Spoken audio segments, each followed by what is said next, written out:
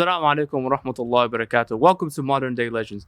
Today we have Rifk Ebeid. She has a Juris degree from George Mason University, a master's in human rights study from Columbia University, a master's in speech and language pathology, and a bachelor's in Arabic and political science. She also has a book named Baba, What Does My Name Mean? What a journey. Yes, very long. So what made you go from degree to degree? Well, I started out with my bachelor's because that's just what you have to start out with. When I was finished with my bachelor's degree, I knew I wanted to do something more in higher education.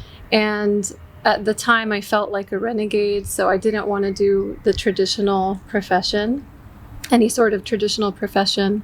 And when I was researching, I came across this human rights studies, and I thought, oh my God, this is amazing. And it's in New York City. I have to do this. So I applied for that. When I came to the end of my studies in New York City, which was the human rights studies, I felt like I had matured a bit. So I realized maybe I should do a professional degree. And I thought it would actually help me because in law, to understand the law would make me a better advocate for human rights. Yeah. So I ended up pursuing my law degree. And then I thought that was it. When I got married and moved to Abu Dhabi, I was in between jobs and I also matured again. And I had been a student activist my whole life. So I kind of wanted to get outside of that. And I realized that I can study what I want without feeling like I'm cheating on my human rights side. So I had always had this interest in speech language pathology. And I found that I could do an online program through a university in the US, and I decided to pursue it. And that's how I ended up where I am now. Okay. So what human rights activity did you do? Like what programs did you participate in? So in undergrad, I started a student organization called NECPA 48, where we were going to raise awareness about Palestine. So all of my time was dedicated to that. At Columbia, I worked with local human rights organizations. One was called Witness, where they helped local populations document on film what was happening in their areas. And then I also worked with a group called Al-Awda, the Right to Return Coalition. And I did more community-based activities as well with Arab American community centers. And then in law school, I started the Arab Law Students Association, and we brought a lot of speakers to talk about Palestine as well, and different issues that related to us. Okay. I'm going to take you back in memory lane. In 2014, you wrote an article on why we should solve poverty on a global scale. Oh, yeah. To the Famous City News Herald. What an interesting question. Yeah. So when I was in Abu Dhabi and in between my jobs, I found this position where I could work remotely with this group called the Borgen Project, and their whole aim is to end global poverty. Yeah. So I had to write like around 4 or 5 articles a week, and that was one of them. Okay. Yeah. Wow. And I really wanted to get it in our local paper and just, help spread some awareness and education in the area. So do you think it's actually possible? Like, do you think a government should be in control of global poverty? I think that they have a role to play for sure. Okay.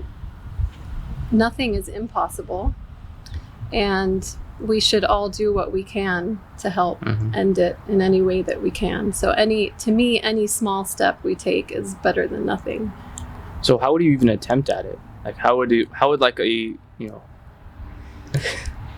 I don't know. I haven't sat down to think of like an actual plan of how that would happen, but I definitely think that it should start locally, like on a local level, and then expand. So each community should work to implement different programs or something that would help their local population to get out of the poverty that they're in.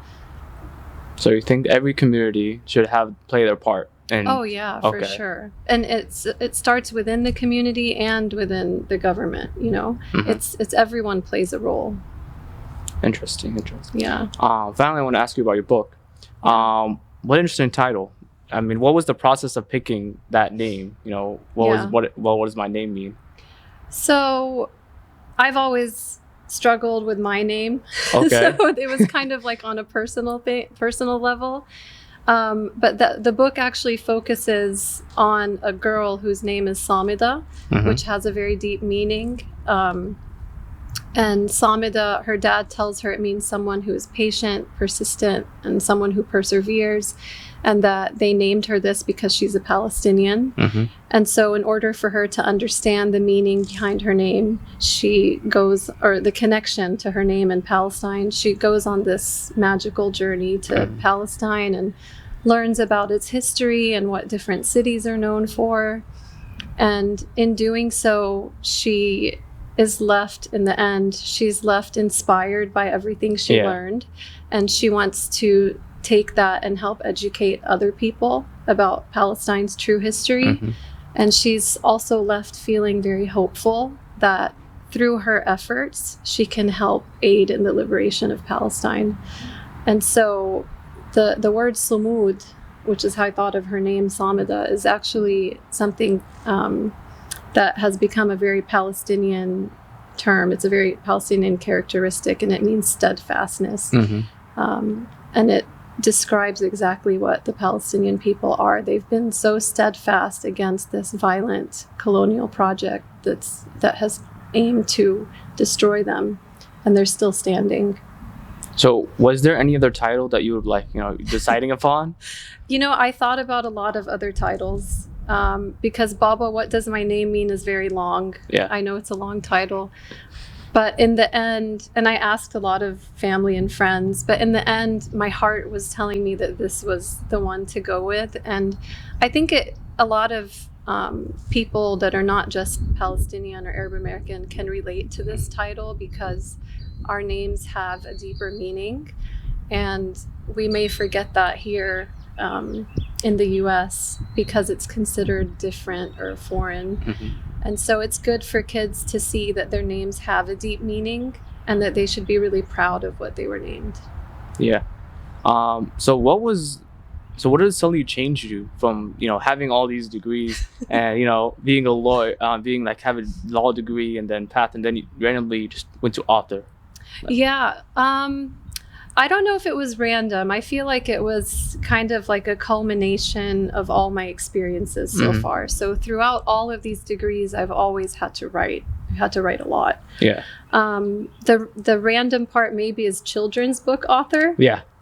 And it was a challenge for me because I've written so much, and so I'm very wordy.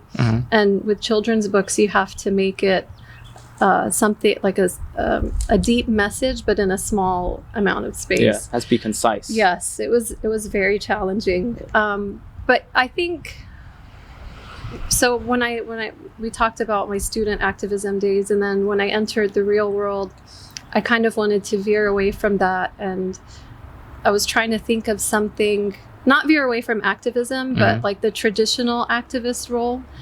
And I had realized as I got older that I don't have to be a traditional activist in order to fight for what I believe in. I really think that we can be an activist in any profession that we're in any setting. And the key is to educate people in any setting that you're in. And so when I was thinking, what can I do? I thought I wanted to do something that would be long lasting and have a strong impact, and kind of like a sadaqah jariyah that would just be out there in the world. And I thought of a children's book, and I actually started researching it, but at the time I was not a mom. Okay. And so something was just not inspiring the words to come out. And then when I became a mom, I don't know, one day it just hit me, and I wrote the intro and then the ending in one sitting, and I was like, oh my God, I have a book. I'll be done in a week. It took me a year. Wow. but I don't know, something came over me. I don't know what it was, but I really wanted my kids to have something that they could turn to where they see themselves in a book, and where they see their culture and their people being portrayed positively in a positive light, and also where they get to read an actual indigenous perspective, a book that's coming from our voice, not from somebody else speaking for us. So all those things culminated into the book that we have today. So you mentioned that when you had a child, it inspired you to actually write a children's book. So does that mean when your child grows up and becomes a teenager, will you write a teenage book? Like kind of like a novel? I don't know. Just like following the pattern. I've thought about it, but even though children's books are challenging, I feel like they're easier for me to manage. I've written my whole life, but I don't consider myself a writer. So it could be a new challenge that I take on. Yeah. Who knows? Yeah. Allahu Alam what the future will bring. Well, I want to give you this last moment to talk to the audience, to you what you want them to do, what inspire them. If I was to give like any parting advice, in general in life, I would say what I've learned along the way is to always think about your intentions for why you're doing something, and to constantly self-reflect. It's never ending. You don't stop the self-reflection. So self-reflect along the way. And also a really big piece of advice is try not to compare yourself to others. Don't look at somebody else's journey and assume that yours has to be the same, even if you're pursuing the same field or the same goal or whatever you're pursuing. Don't look at somebody else and think that you have to do that. Everybody has their own unique circumstances that led them to where they are. So just really try and focus on yourself and on your circumstances and why you want to do something. And remember that somebody else's success is not your failure, and somebody else's failure is not your success. And just really just focus on yourself. It's better for you mentally, spiritually, all of that. And also, another in line with the focusing on yourself is don't look for approval from outside sources, from external sources. The only approval that we need in this life is from Allah. So as long as you're doing something with the right intentions and focusing on what you want to put out in society, then you should only care about approval from Allah. Because a lot of times I think we get caught up like, oh, did I win that award? Or, oh, did somebody recognize that I did this? Or, oh, did whoever talk about me here? You're human. You wonder that. So just try and always rein yourself in and remember that we don't need validation from anybody else but God. That would be my main piece of advice. Thank you. That was amazing advice. Thank you for coming along. Thank you for being here. Thank you for having me.